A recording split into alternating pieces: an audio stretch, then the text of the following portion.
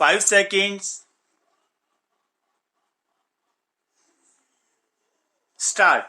Mr. Chairman, I want to make a few remarks on this budget, not from an economist's point of view, but from the point of view of a layman and one who has studied it from a purely common sense point of view.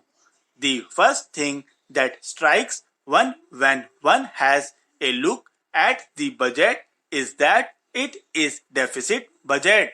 It is deficit on both accounts, the revenue as well as the capital accounts. The question arises, why could not this deficit be avoided? That is the first question which presents itself to everybody. But it seems that it could not be avoided.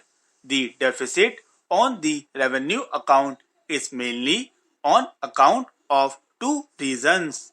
The first reason is that the defense expenditure, which takes practically one half of the revenue, cannot be curtailed because of the present international situation, and the other is that the expenditure on the nation building activities cannot also be curtailed. Therefore, the finance minister is justified in presenting a deficit budget. He has tried to cover up the deficit on the revenue account to a certain extent, although the whole of the deficit on the capital account has been left uncovered.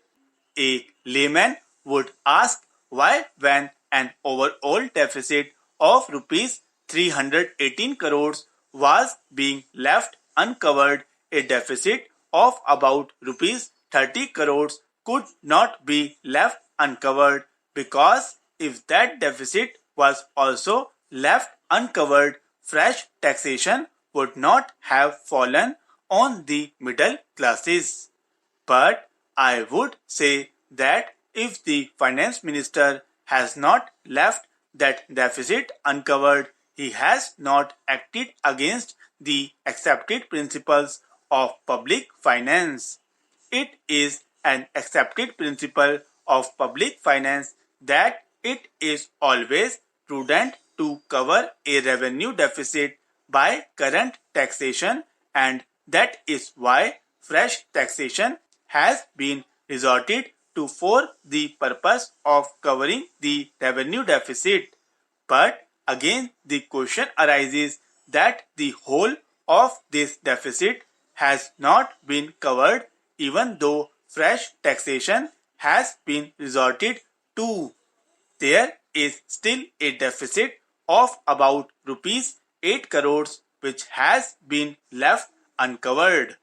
I, for one, am not able to find a direct answer for not covering that deficit also. The only reason that strikes me is that probably we have come to the saturation point and that it is not possible for the finance minister to tap fresh sources. This budget provides some incentives for better production and for the industrialists to come forward and do their best, and to put it negatively, whether the proposals here are such that they do not put a definitive disincentive in the way of the industrialists. And the next point from which this budget should be judged is whether it provides for a better and more equitable distribution of wealth. From the point of view of the first standard I have mentioned, the budget provides for two concessions as incentives to the industrialists. One is the way of a 25% development rebate on the initial cost of a new plant and machinery, and the other is that business losses can be carried forward indefinitely and not for 6 years only, as at present.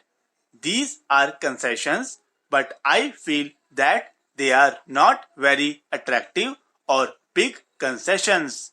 With regard to the second point, whether the budget contains any proposals which will definitely retard production, which may definitely prove to be disincentives, I must say that this budget does not contain any such proposals.